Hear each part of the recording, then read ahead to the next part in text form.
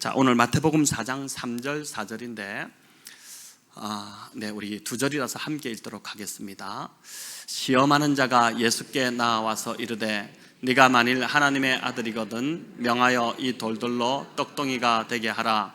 예수께서 대답하여 이르시되 기록되었을 때 사람이 떡으로만 살 것이 아니요 하나님의 입으로부터 나오는 모든 말씀으로 살 것이라 하였느니라 하시니. 아멘.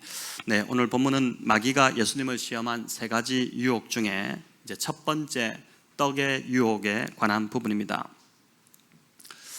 예수님이 당하신 이 시험은 흥미롭게도 인류의 조상인 아담과 하와가 받은 시험과 매우 닮아 있습니다. 사단은 아담에게 접근해서 먼저 먹는 문제로 유혹을 했습니다. 우리 창세기 3장 1절입니다.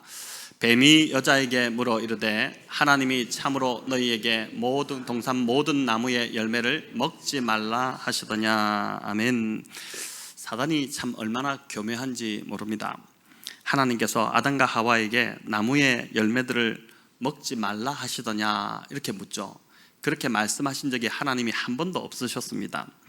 이 에덴 동산은 하나님께서 아담과 하와를 위해서 특별 주문 제작하신 그런 선물과 같은 장소였죠. 그 동산에 있는 나무 열매를 그렇기 때문에 먹지 말라고 하실 이유가 어디 있겠습니까? 그런데 사단이 예수님을 유혹한 첫 번째도 보니까 먹는 거였고, 아담과 하와에게 먹는 거로 첫 번째로 유혹했습니다. 두 번째 시험은 결코 죽지 않는다는 것이었습니다. 선악과를 따서 먹도록 유혹하고 그걸 먹어도 절대 죽지 않는다. 오히려 너희 눈이 밝아질 뿐이다. 이렇게 했죠. 예수님의 두 번째 시험도 똑같습니다. 성전 꼭대기에서 뛰어내려보라. 그러면 뛰어내려도 천사가 받아줄 거라서 넌 절대 죽지 않는다. 발 하나도 상하지 않게 될 것이다. 그렇게 이제 유혹을 한 것입니다. 아담이 받은 세 번째 유혹은 너희 눈이 밝아져 하나님처럼 된다는 것이었습니다. 하나님처럼 된다는 말은 영광을 하나님께 돌리지 않고 자신에게 돌린다. 자신이 영광을 받는다는 이야기가 됩니다. 하이델베르그 교리문답 1문에도 나오지만 인간이 지어진 목적은, 인간이 창조된 목적은 하나님을 영화롭게 하고 그를 영원토록 즐거워하기 위함입니다. 우리는 그래서 오직 하나님께만 경배드리는 자, 하나님께만 영광 드리는 자, 영광을 돌리는 자로 그런 존재로 지어졌습니다. 그런데 사단은 인간이 이렇게 사는 꼴을 절대 보지 못합니다. 사단이 얼마나 눈꼴이 사나운 존재인지 모릅니다. 그래서 아담을 유혹하여 넘어뜨림으로 하나님께 영광을 돌리지 못하도록 그렇게 해버린 것입니다. 예수님의 세 번째 시험도 똑같습니다.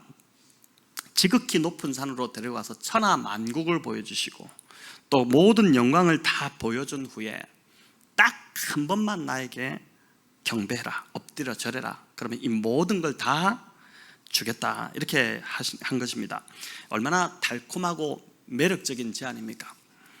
눈 한 번 질끈 감고 한 번만 절하면 일확천금이 내 손에 들어옵니다. 여러분 지금 돈이 필요하신 분들이 또 많으실 텐데 한 번만 사단에게 절만 하면은 모든 어마어마한 돈이 들어와서 그걸 다 어떻게 할 수 있습니다. 이 시험을 이긴다는 것이 결코 쉽지 않았겠죠. 첫 번째 아담은 이 시험에서 실패하고 넘어졌습니다. 하지만 두 번째 아담이신 예수님은 말씀으로 시험을 이기고 승리하셨습니다. 예수님이 받으신 시험과 아담이 받은 이 시험이 같다는 것이 재밌지 않습니까? 비교해 보니까 참 똑같구나 이런 생각이 들지 않습니까?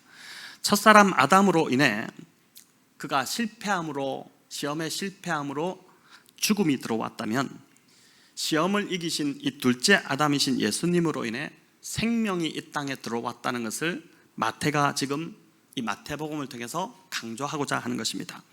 자, 오늘 그 첫 번째 시험에 대해서 더 구체적으로 우리가 살펴보고자 하는데 3절은 시험하는 자가 예수께 나왔다 이렇게 합니다. 이 시험하는 자는 당연히 마귀이고 사탄입니다. 이 시험은 예수님의 공생의 사역을 앞두고 치러진 시험이었습니다. 이제 예수님은 사단의 지배 아래 있는 그 죄 아래서 신음하고 있는 인류를 구원하시는 사역을 이제 곧 시작하실 것입니다. 그러니 사단이 얼마나 긴장을 했겠습니까? 사단이 가장 쫄았겠죠. 에덴 동산에서 첫사람 아담을 유혹해서 그가 그 아담이 지어진 목적대로 역할을 제대로 하지 못하도록 시험함으로 그를 넘어뜨렸듯이 예수님 역시 이 땅에 오신 그 목적을 이루지 못하게 하시도록 지금 사단이 유혹하러 나온 것입니다. 첫사람 아담을 유혹해서 넘어뜨렸고, 이제 예수님, 두 번째 아담이신 예수님이 오셨는데 이 예수님마저 유혹해서 넘어뜨리도록, 그래서 그 사명을 감당하지 못하게 하시도록 지금 사단이 나온 것입니다. 어쩌면 사단은 이번에도 자신이 있었을지 모릅니다. 첫사람 아담을 시험하여 넘어뜨렸기 때문에, 그 경험이 있기 때문에 두 번째 아담이신 예수님도 내가 좀 넘어뜨리지 않겠나, 이런 자신감을 가졌을 것입니다. 지금 이 시험은 그저 우리 아이들 학원에 갔을 때 처음 학원 등록하면은 실력 어느 정도인지 테스트하지 않습니까? 그런 가볍게 실력을 검증하기 위해 테스트해 보는 것이 아닙니다. 사단에게는 생사가 걸려 있습니다. 만약 예수님이 이 시험을 통과하면 사단은 망하는 것입니다. 하지만 사단이 승리하면 예수님이 망하는 것입니다. 그렇기 때문에 생사결단의 각오로 사단이 세 가지 문제를 들고 나온 것입니다. 여러분, 그러니 이 사단이 내는 문제들이 얼마나 까다롭고 어려운 문제였겠습니까? 풀지 못할 굉장히 어려운 그런 문제들로만 골라서 나온 것입니다. 이전에 제가 신학교 다닐 때, 지금은 은퇴하셔서 미국에 살고 계시지만은 한 교수님, 한정근 교수님이라고 계셨는데 이분의 별명이 뭐였냐면 귀퉁이였습니다. 귀퉁이. 구약학을 가르치셨는데 문제를 내면은 좀 나올 만한 문제가 아니라 늘 그 귀퉁이에서 그래서 학생들이 공부를 할 때 이제 본 문제를 공부하지 않고 늘 귀퉁이 있는 것만 찾아가지고 그렇게 공부했던 기억이 있는데, 사단도 지금 굉장히 까다로운 문제를 골라서 나왔습니다. 사단은 말씀드렸지만 거짓말쟁이고 살인자이고 파괴자입니다. 사단에게 어떤 자비를 기대한다는 것, 그것만큼 어리석은 것도 없습니다. 사단은 지금 예수님을 무너뜨리려고 작정하고 예수님께 나온 것입니다. 사단은 먼저 지금 보니까, 본문을 보니까 네가 만일 하나님의 아들이어든 이렇게 말합니다. 한번 보여주시면, 이게 가정법으로 되어 있기 때문에 이런 뜻이겠죠. 내가 정말 하나님의 아들이라면, 이렇게 들립니다. 하지만 헬라어 원문으로 보니까 완전히 다른 의미가 됩니다. 이런 뜻이죠. 내가 하나님의, 한번 보여주시겠습니까? 하나님의 아들이기 때문에 당연히라는 뜻입니다. 다르죠. 차이가 있죠. 하나님의 아들이라는 것을 부정하며 시험하는 것이 아니라 그 사실을 전제하고 사단이 지금 시험하고 있다는 것입니다. 다시 말해, 돌을 떡으로 만드는 기적을 통해 하나님의 아들임을 입증해 보라는 뜻이 아니라 하나님의 아들 메시아로서 그런 능력이 있는데 너는 그걸 왜 쓰지 않으려고 하느냐라는 것입니다. 너 하나님의 아들이라며 그럼 돌로 떡을 만드는 것은 애들 장난이겠네. 너 지금 배고프잖아. 그러니까 그 능력을 쓰면 되겠네. 메시아로서 너의 능력을 한번 보여줘봐. 이렇게 하면서 자꾸 능력을 사용하라고 지금 부추기고 있는 것입니다. 주님이 결코 떡을 돌로, 돌을 떡으로 만드실 능력이 없지 않으셨습니다. 마태복음 14장에 보니까 주님은 실제로 떡 5개와 물고기 2마리를 가지고 5,000명 이상을 먹이심으로 그런 능력이 있으심을 보여주셨습니다. 만약 사단이 저에게 와서 돌을 가지고 떡을 만들어 보라 이렇게 했다면 여러분 어떨까요? 제가 유혹을 받을까요? 야, 이거 한번 만들어 봐 마라 이렇게 하면서 한번 해볼까 이렇게 했을까요? 절대 그렇지 않을 것입니다. 저는 돌을 떡으로 만들 그런 능력이 전혀 없기 때문입니다. 사단을 향해 장난치지 마라 이렇게 말했겠죠. 그래서 유혹이라는 것은 보니까 그런 능력이 있을 때, 또 그런 능력을 사용할 수 있는 자리에 있을 때 유혹을 받게 됩니다. 예수님은 능력이 있으셨고 또 40일을 금식하셔서 매우 허기진 상태셨기 때문에 사탄의 이 제안은 주님께는 아주 큰 유혹이 아닐 수 없었습니다. 그런데 한편 생각해보면 배고픈 자에게 능력을 좀 사용해서 허기진 배를 채우라고 한 것이 뭐가 문제였을까 싶지 않습니까? 예수님도 벳세다 들녘에서 허기진 수많은 무리들의 그 배를 채워주시기 위해서 능력을 사용하셔서 오병이어의 기적을 일으키셨습니다. 또 하나님께서도 그의 자녀가 배고픔으로 고통스러워하는 것을 원치 않으시겠죠. 배고파서 막 고통스러워하는 걸 원치 않으시기 때문에, 그러니 예수님이 능력을 사용해 자신의 그 허기진 배를 채운다고 크게 문제될 것이 없어 보입니다. 지금 이제 시험이 거의 그 광야 금식이 끝나갈 무렵이기 때문에 이제는 드셔도 되지 않습니까? 그러니까 그 돌을 떡으로 좀 만들어서 광야에 무슨 뭐가 먹을 게 있습니까? 그렇게 먹어도 문제가 없어 보입니다. 오히려 그렇게 말해주는 사단이 참 고맙지 않겠습니까? 자, 그렇다면 이것이 왜 시험일까요? 왜 예수님은 사단의 이 괜찮은 제안을 단호히 거절하셨을까요? 앞에서도 말씀드렸지만 사단은 지금 생사결단으로 이 시험 문제를 가지고 예수님께 나왔습니다. 그렇기 때문에 이 첫 번째 시험의 의미를 우리가 잘 파악할 필요가 있습니다. 첫 번째 시험의 문제는 사단이 예수님으로 하여금 잘못된 시간에 잘못된 방법으로 능력을 사용하도록 유혹했다는 것입니다. 즉, 사단은 예수님에게 하나님의 아들이라는 그 지위를 이용해서 그 능력을 예수님만을 위해서 악용하고 남용하도록 부추긴 것입니다. 근데 예수님은 성경에 보면, 복음서에 보면 단 한 차례도 자신을 위해서, 자신의 욕구를 채우기 위해서 그 능력을 사용하신 적이 한 번도 없습니다.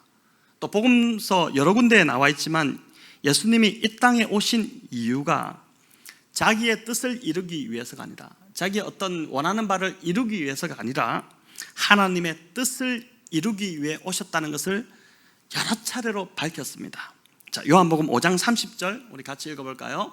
나는 나의 뜻대로 하려 하지 않고 나를 보내신 이의 뜻대로 하려 함으로. 자, 여기도 보니까 나의 뜻대로 하지 않고 나를 보내신 이의 뜻대로 한다. 또 요한복음 6장 38절 읽어볼까요? 내가 하늘에서 내려온 것은 내 뜻을 행하려 함이 아니요 나를 보내신 이의 뜻을 행하려 함이니라. 아멘. 이 말씀처럼 주님은 이 말씀대로 자신의 뜻을 이루는데 능력을 사용하신 것이 아니라 하나님의 뜻을 이루시는데 온전히 메시아로서의 그 능력을 다 사용하셨습니다. 심지어 십자가를 지시기 전 겟세마네에서 기도하실 때도 나의 원대로 마옵시고 아버지의 뜻대로 해달라고 그렇게 기도하셨지 않습니까? 예수님은 자신이 이 땅에 오신 이유가 자신의 뜻을 이루기 위해서가 아니라 하나님의 뜻을 이루기 위해 오셨다는 것을 분명히 아셨기 때문에, 이걸 알고 있었기 때문에 사탄이 제안을 해왔을 때 이게 유혹이라는 것을 분별하실 수 있었고, 그리고 그 유혹에서 쉽게 벗어나실 수 있었다는 것입니다. 자, 그런데 사단은 왜 하필 돌로 떡을 만들려고 했을까요? 예수님이 시험 받으신 그 장소가 유대 광야라고 하는데, 이 유대 광야는 거의 돌산으로 이루어져 있다고 합니다. 돌들이 참 널려 있습니다. 깔려 있다 보니까 눈에 보이는 게 돌밖에 없었기 때문에 그 돌을 가지고 빵을 만들라고 하신 것일까요? 제가 대학생 때 CCC 원당 금식 수련회를 매년 참석했었는데 3일을 온전히 금식하는 그런 수련회였습니다. 그런데 3일이 정말 쉽지 않았습니다. 20대 청년의 나이 한참 먹을 때지 않습니까? 막 많은 것을 먹을 때인데 하루만 굶어도 참 이게 배가 고프고 어지러워지고 그래서 아무것도 할 수 없었습니다. 이틀이 지나고 3일이 지나니까 보이는 게 죄다 먹는 거로 이렇게 보이기 시작합니다. 수련회 장소가 특별히 바닥이 그 당시 이제 감남산 그 기도원에서 했는데 그 긴 자부동 방석이라고 그러죠. 긴 방석이 이렇게 돼 있어가지고 오래되다 보니까 방석 헝겊이 이렇게 낡아서 그 안에 있던 스펀지가 한 번씩 터져 나오는데 그게 이렇게 빵으로 보여 자주 보였던 것입니다. 색깔도 누르스름하니까 꼭 빵처럼 보인 것이죠. 여러분, 예수님은 40일간 금식하셨습니다. 고작서는 3일이었지만 그러니 당연히 이 동글동글한 돌들이 빵처럼 보일 수 있지 않았겠나 싶습니다. 그런데 제가 이 한 주석에 이제 이 설교를 준비하다가 이제 주석에 보니까 재밌는 참 해석이 있는데, 이 돌은 십계명의 돌판을 연상하는 것이다 이렇게 기록되어 있었습니다. 모세가 받은 십계명은 하나님께서 돌판에 적어주셨죠. 나무판이 아닌 돌판에 적어주셨습니다. 그래서 돌을 떡으로 만들라는 이 유혹은 하나님의 계명들을 버리고 경제적 풍요를 추구하라는 유혹이라는 것입니다. 상당히 일리가 있는 해석이라고 유혹이라고 저는 이 해석을 참 지지하는데, 우리가 실제로 이런 유혹을 많이 받기 때문입니다. 뭘 그렇게 어렵게 신앙생활 하느냐 하는 것이죠. 하나님의 뜻에 순종하느라 광야에서 그렇게 먹지도 못하고 참 구질구질하게 그렇게 살고, 그렇게 굶주리지 말고 너 능력 있지 않느냐, 너 능력 사용해서 적당히 잘 먹기도 하고 또 안락하게 편안하게 잘 살기도 하고 그렇게 좀 살아면 되지, 뭘 하나님 말씀대로만 그렇게 살려고 순종하려고 능력을 사용하지도 않고 그렇게 하느냐, 이렇게 한다는 것입니다. 제가 고등부를 섬길 때 한 번은 정말 한국에서 잘 나가는 한 변호사를 강사로 모시고, 기독교인 변호사였는데 수련회를 가졌습니다. 이분이 TV에도 자주 나와서 실명을 밝히면 다 아는 분인데, 그래서 아이들도 그렇고 교사들도 또 학부모들도 굉장히 기대가 컸었습니다. 그런데 이분이 와서 강의를 하시는데 제가 그 말씀을 들으면 들을수록 점점 더 제 마음이 불편해지기 시작했습니다.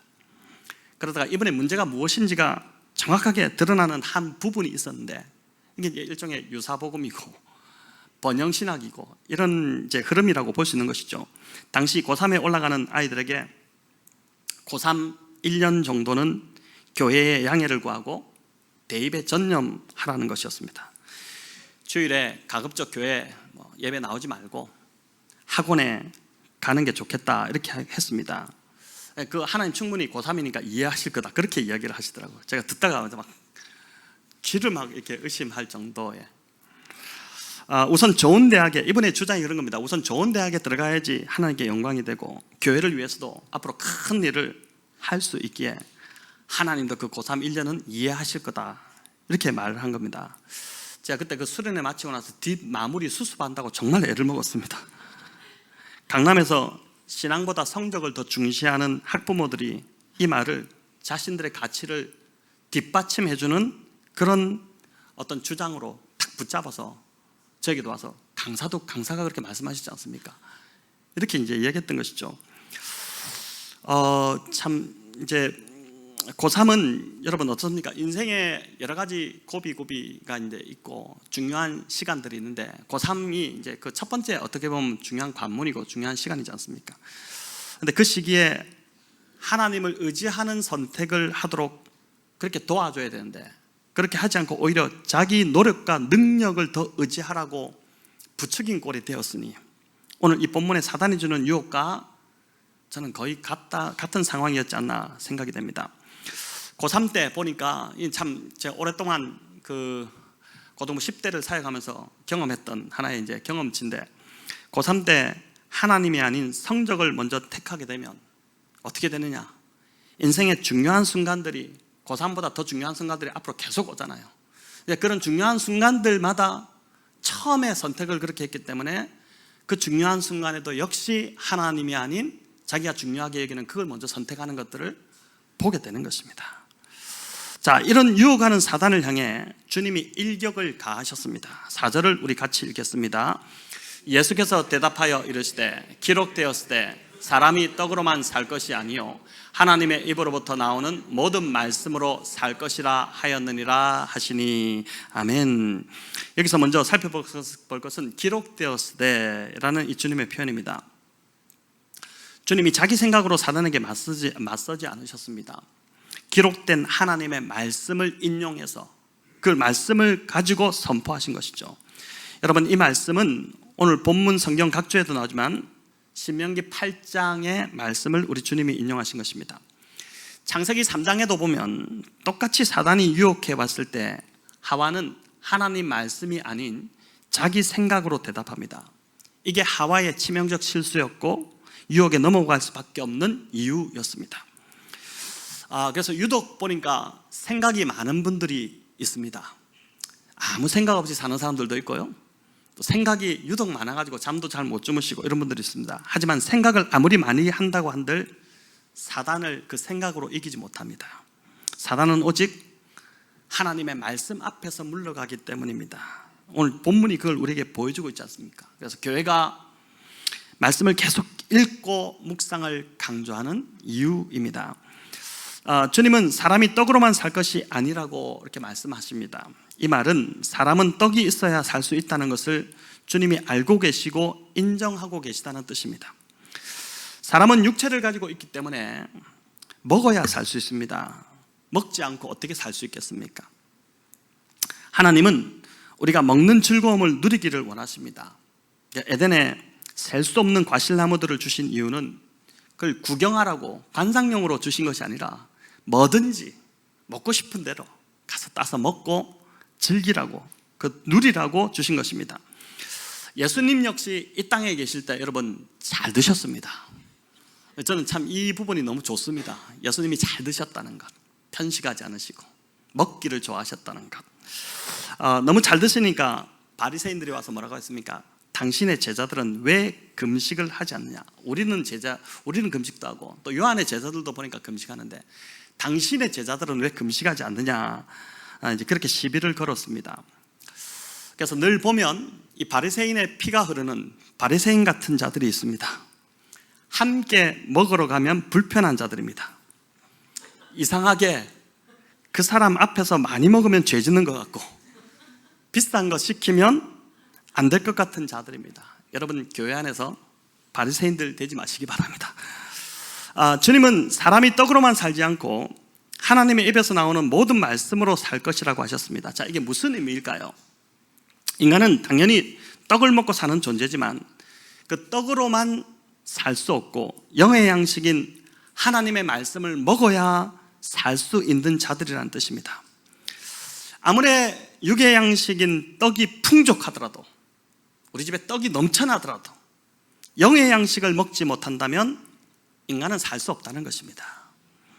인간이 떡이 없으면 살 수 없는 존재이다 보니 많은 사람들이 교회에 나가 신앙생활하는 것도 먹고 사는 문제가 먼저 해결되어야 한다고 그렇게 생각합니다.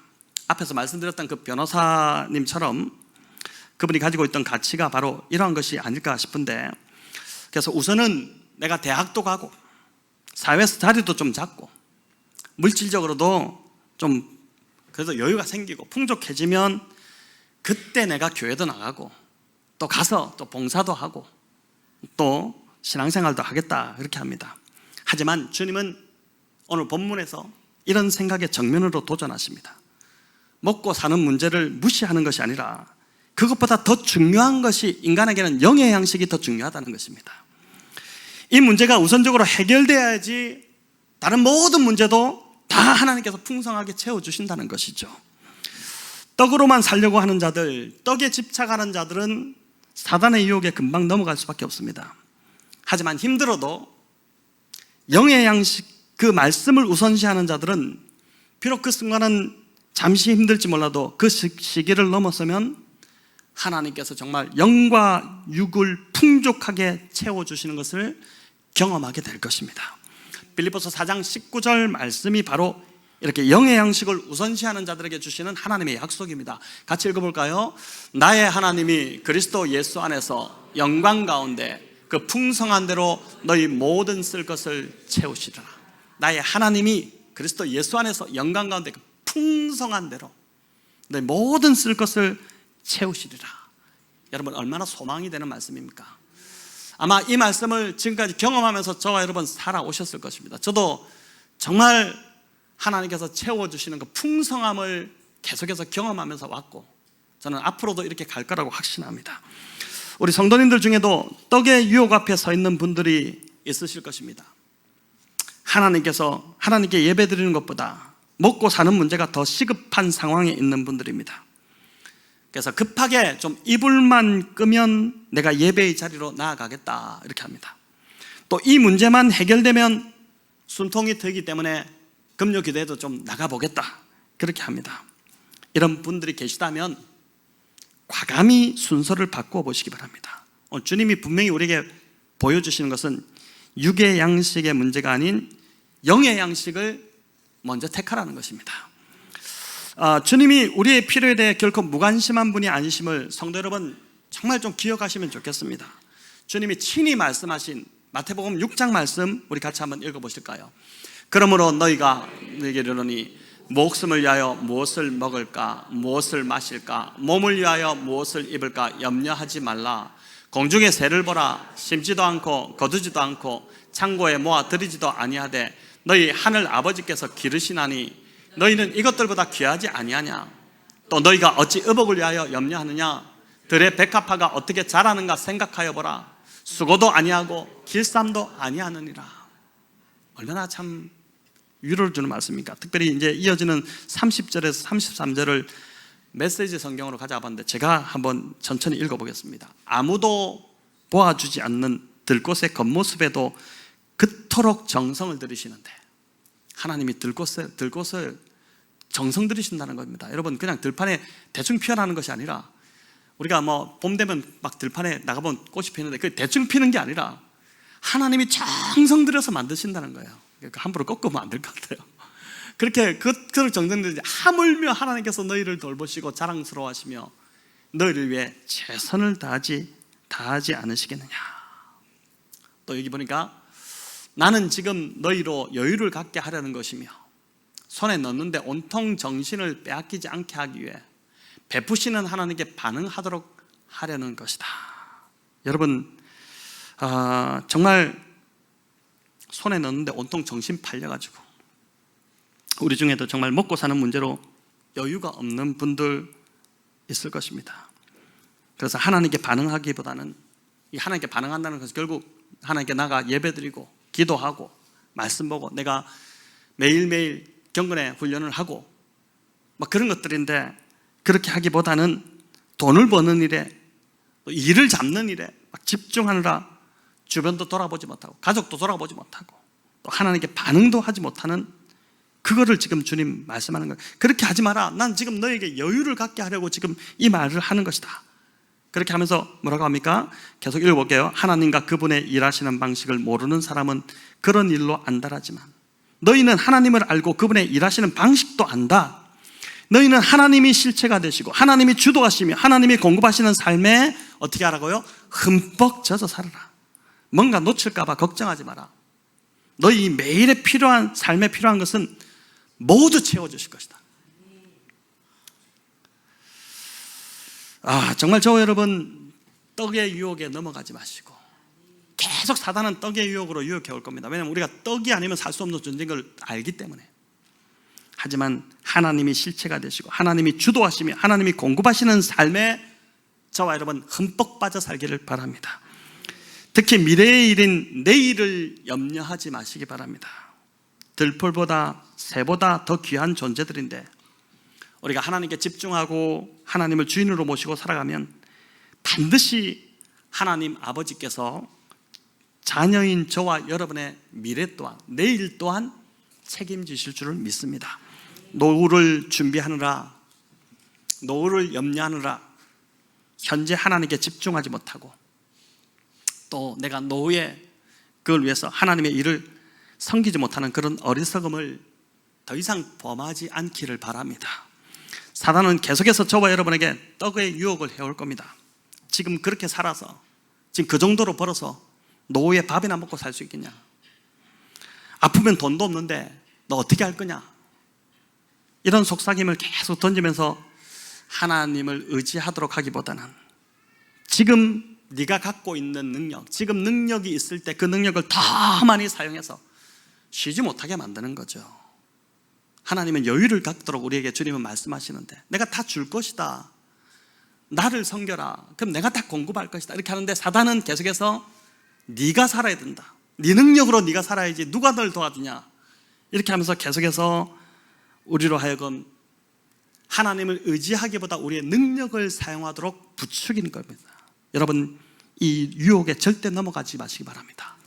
오늘 주님이 우리에게 보여주시는 것, 능력과 은사는 나를 위해서 사용하는 것이 아니라 다른 사람을 섬기고 세우고 하나님께 영광을 돌리기 위해서 사용하는 것이 능력과 은사임을 믿으시길 바랍니다.